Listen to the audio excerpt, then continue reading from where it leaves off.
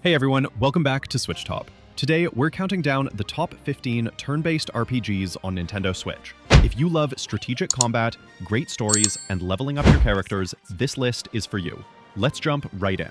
Bravely Default 2 takes you to a world of 5 kingdoms where crystals hold immense power. And you play as a sailor named Seth, who washes ashore after a shipwreck and gets caught up in a quest to save these crystals from falling into the wrong hands. The combat system uses a job system, where your characters can switch between different classes, like Black Mage, Monk, or Bard. And each job has its own abilities and skills you can mix and match to create powerful combinations. The signature Brave and Default mechanics let you save up turns by defending, or spend multiple turns at once to unleash devastating combos, which adds a risk-reward element to every battle. You can also adjust the encounter rate whenever you want, speed up battles, or even turn off random encounters completely if you just want to explore. The game has over 20 jobs to unlock and master, and experimenting with different job combinations is really satisfying. Boss fights require actual strategy and planning, so you can't just button mash your way through. The hand-painted art style looks beautiful on the Switch, and the story about friendship and duty keeps you invested through the 50 to 60-hour adventure. Dad.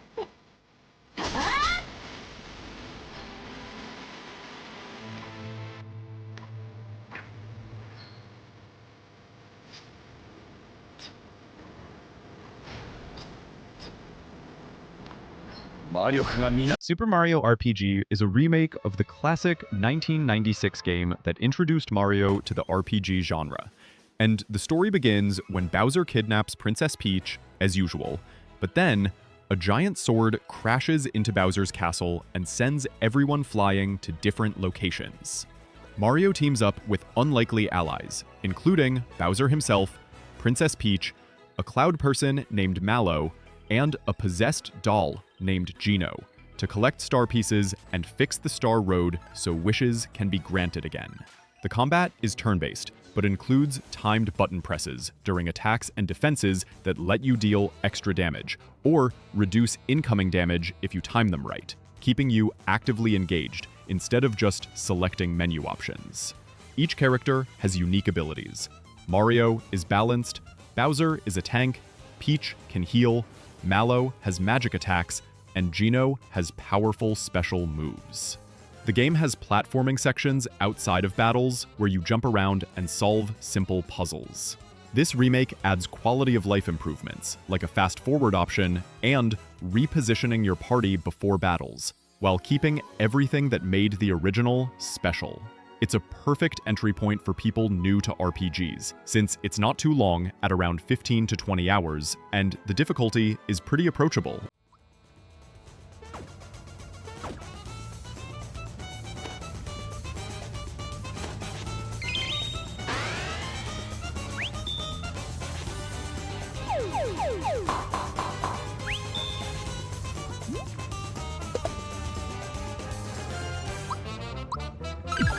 Dragon Quest XI's tells the story of a young man who discovers on his coming-of-age ceremony that he's the reincarnation of an ancient hero called the Luminary. But the kingdom brands him as a darkspawn, and he becomes a fugitive, who must gather allies and uncover the truth about his destiny. The turn-based combat is classic JRPG style, where you select commands for each party member, and you can see enemies on the field before fighting them, so you can choose to engage or avoid battles. Your party members each fill different roles. Eric is a thief with critical hits, Veronica is a powerful mage, Serena is a healer, Sylvando is a support character, and others join with their own specialties. The skill system lets you invest points into different weapon types and abilities for each character, giving you freedom to build them how you want. The game has a massive world to explore, with tons of towns, dungeons, and side quests that can easily take 80 to 100 hours to complete. The Switch version includes orchestral music, the option to play in 2D mode that looks like classic Dragon Quest games, and additional story content. The story takes some genuinely surprising turns in the second half that I won't spoil, but it kept me hooked all the way through. Get him! Plums! Fight, and fight some more! Go on! Fire Emblem Three Houses puts you in the role of a mercenary who becomes a professor at a military academy divided into 3 houses: the Black Eagles, Blue Lions, and Golden Deer. And you choose which house to teach, with each choice leading to completely different story paths and perspectives on a continent-wide war. The gameplay splits between the academy phase, where you teach students, build relationships, and improve their skills, and the battle phase, where you lead your students in tactical, grid-based combat. In battles, you move units across a map, and each unit type has advantages and disadvantages. Swords beat axes, axes beat lances, lances beat swords, and magic, bows, and mounted units add more strategic options. The permadeath system means if a character dies in battle, they're gone for good, though you can play on casual mode if you don't want that pressure. You can reclass any student into almost any class by training them in different weapon types and skills, so you're not locked into specific roles. The monastery exploration between battles lets you talk to students, complete quests, fish, cook meals that give stat bonuses, and participate in activities that build support relationships, which unlock conversations and can even lead to romance options.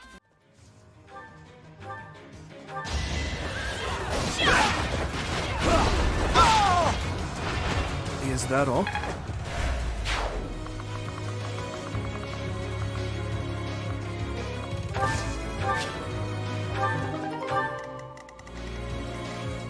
Unicorn Overlord is a tactical RPG where you play as a prince, reclaiming your kingdom after it was taken over by a rebellion.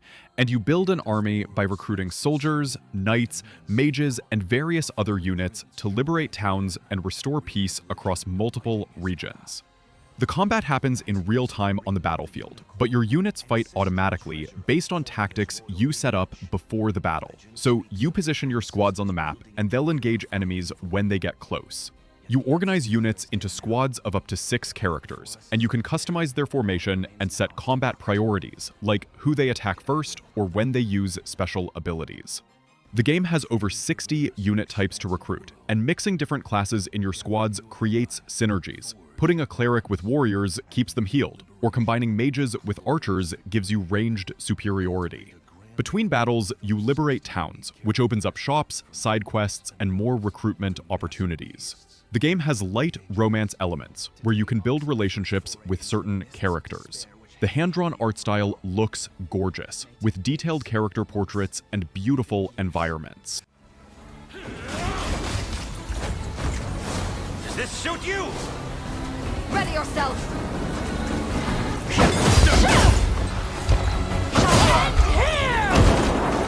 You'll see no harm! The Suikoden HD Remaster collection includes 2 connected JRPGs, where you recruit 108 characters, called the Stars of Destiny, to build an army and fight against corrupt empires, with the first game focusing on a young Imperial officer who joins a rebel army, and the second game following his friend years later in a different conflict. The turn-based combat features a 6-person party and includes a rock-paper-scissors style weapon system, where different attack types have advantages over others. You can also participate in massive war battles that play out as large-scale strategy sections, and one-on-one duels that use a psychological rock-paper-scissors system where you read your opponent's moves. The recruitment system is the core of these games. You find 108 unique characters scattered across the world, and as you recruit more people, your headquarters grows from a small base into a thriving castle, with shops, minigames, and facilities. Not all characters are fighters. Some are merchants, blacksmiths, or provide other services that make your base more useful. The second game improves on everything from the first, with better graphics, more complex story, and refined mechanics. Plus, you can import your save from the first game to get bonuses.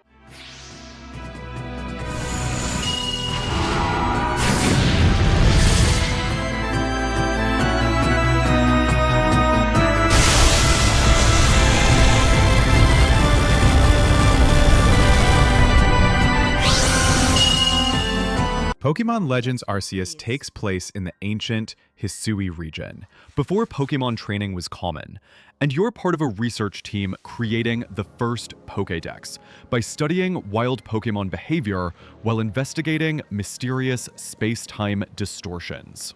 The battle system keeps turn-based combat, but adds a speed system, where faster Pokemon or certain moves let you take multiple turns in a row. And you can switch between strong style and agile style for each move. Strong style hits harder but makes you slower, while agile style is weaker but faster. You can catch Pokemon without battling by sneaking through tall grass and throwing Pokeballs at the right moment. Or you can stun them by throwing items or starting a battle. The open areas are large zones you can freely explore, filled with alpha Pokemon, which are bigger, stronger versions of regular Pokemon that provide a real challenge. You complete research tasks for each Pokemon species by catching them multiple times, seeing them use specific moves, or catching them without being spotted, which levels up your Pokédex entries and helps you rank up. Crafting is a new addition, where you gather materials to make Pokeballs, potions, and other items.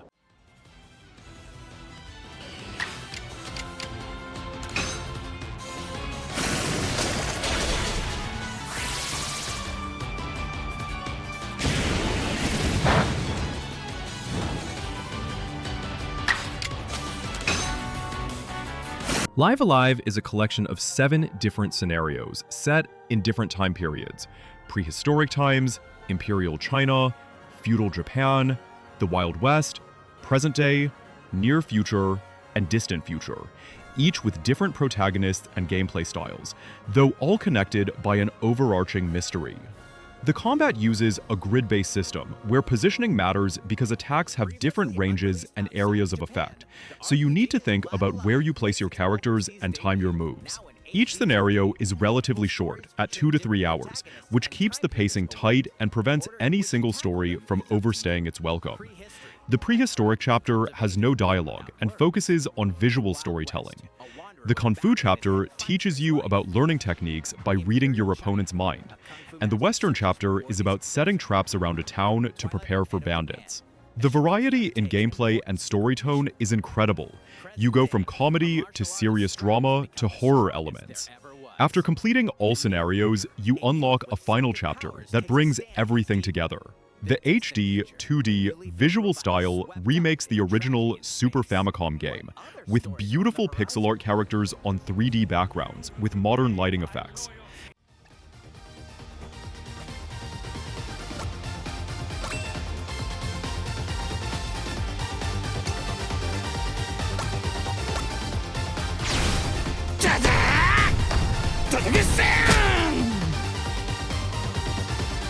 The Lunar Remastered collection includes 2 classic JRPGs, Lunar Silver Star Story and Lunar 2 Eternal Blue, where the first game follows Alex, a young adventurer who idolizes the legendary Dragon Master, and ends up on a quest to save his childhood friend Luna and stop an ancient evil. While the second game takes place 1,000 years later, with a new cast dealing with the consequences of the first game's ending. The combat system is turn-based, with a range element where characters and enemies have movement ranges on the battlefield, so melee fighters need to get close, while magic users can attack from a distance. The games have a lot of animated cutscenes, which was rare for RPGs when they originally released, and these cutscenes have been remastered in HD for this collection. Character development is a strong point, with tons of dialogue and party banter that gives everyone personality beyond just their combat role. The magic system requires MP management, but also has special bromides you can collect that restore resources, and are scattered throughout the game as fun collectibles. The difficulty is balanced well, where normal encounters don't take too long, but boss fights require you to use items and think about your strategy.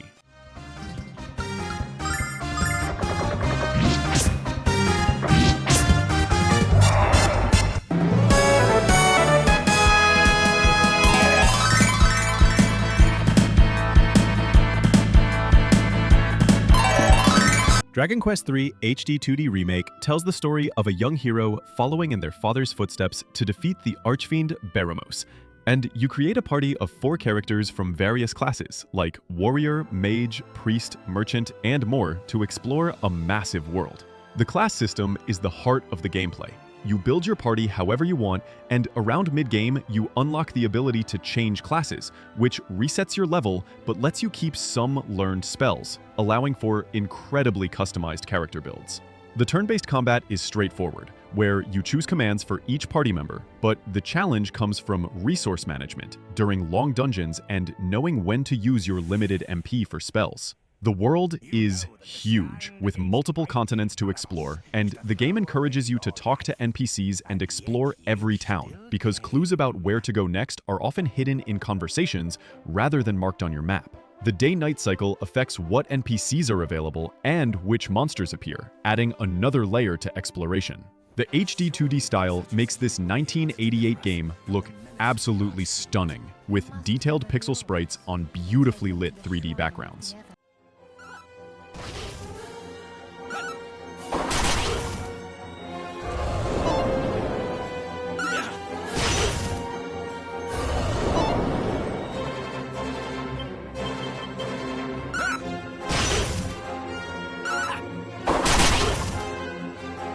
Octopath Traveler 2 gives you 8 different characters to choose from, each with their own story and starting location.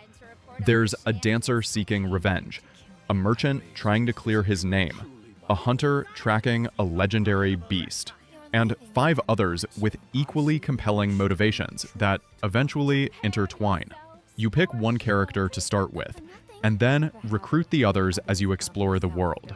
And each character has 2 chapters you play through that take around 2 to 3 hours each. The combat uses a break and boost system, where enemies have shield points protecting them, and you need to hit them with their weakness types to break their defense, which stuns them for a turn and makes them take way more damage. You can also store up to 5 boost points during battle, and spend them to power up your attacks, healing, or buffs for massive effect. Each character has a unique path action they can use in towns. The merchant can buy items from NPCs, the thief can steal, the dancer can charm people to follow her, and these abilities are essential for completing quests and finding secrets.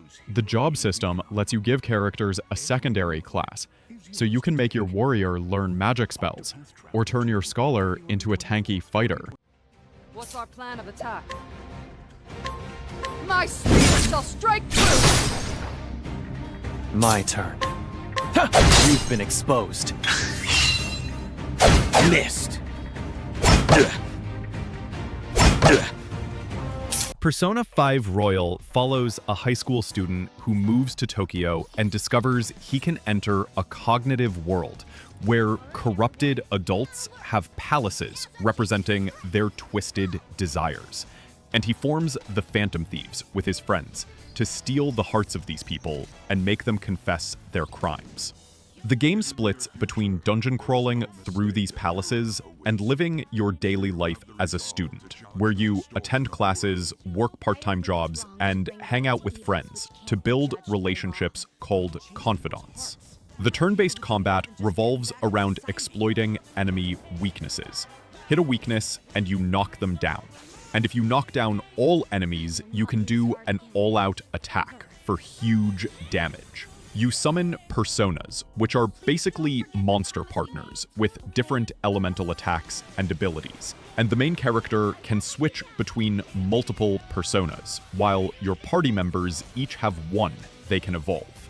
The social simulation part isn't just filler, because building confidants gives you combat bonuses like extra money, experience, or special abilities that can save your life in tough battles.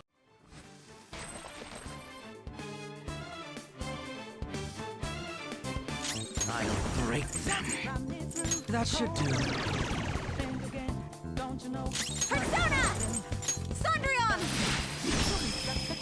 All enemies are... Trails in the Sky first chapter follows Estelle and Joshua, 2 young bracers, basically freelance peacekeepers who help people with problems as they travel across the country of Liberel, taking on jobs and eventually uncovering a conspiracy that threatens the entire kingdom. The turn-based combat uses a grid system, where positioning matters because spells and abilities have specific ranges and areas of effect, so you need to think about where your characters stand. The orbment system is how you customize your party. You slot in quartz crystals that give stat boosts and unlock magic spells, and different combinations open up different arts, so there's a lot of room to experiment with builds. Battles also have bonus conditions that change each turn, like defeating an enemy with a critical hit gives extra experience, or healing gives bonus, which keeps you thinking about your actions, rather than just spamming your strongest moves. The combat point system is separate from your magic points. You gain CP by attacking and taking damage, and you can spend it on powerful crafts, which are each character's unique abilities.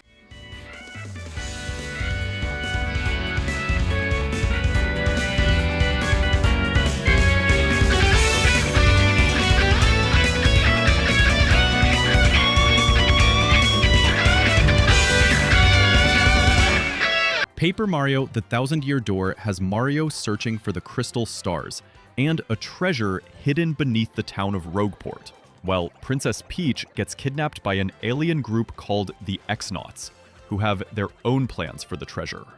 The combat is turn-based, but uses timed button presses during attacks, where hitting the button at the right moment increases your damage. And you can also block or reduce enemy damage by timing button presses on their turn.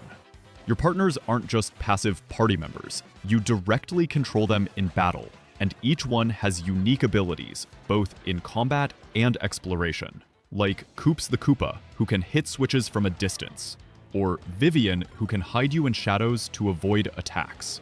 The badge system lets you equip badges that give you new moves, stat boosts, or special abilities, but you have limited BP, so you need to choose what to equip carefully. The audience watching your battles is an actual mechanic. Performing well makes them cheer and fills up your star power for special moves. But if you mess up, they'll boo or even throw stuff at you.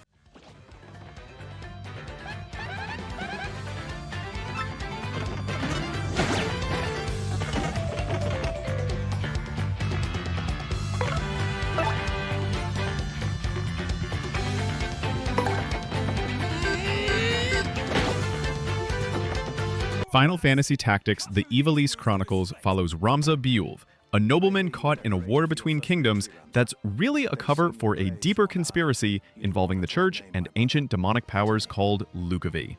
The tactical combat takes place on grid-based maps with height differences that matter. High ground gives you better accuracy and damage, while standing in water slows you down. The job system is incredibly deep, with over 20 classes to unlock, and characters learn abilities permanently as they level up each job, so you can mix and match skills from different classes to create unique builds. Speed determines turn order and movement range, so faster characters act more often, but you need to balance that with their attack power and durability.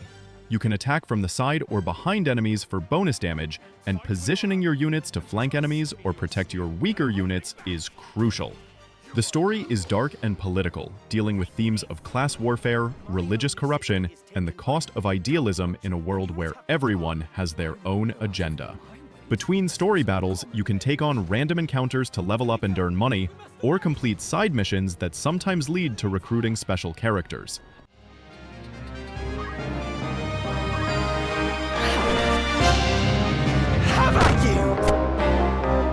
Leave that to me.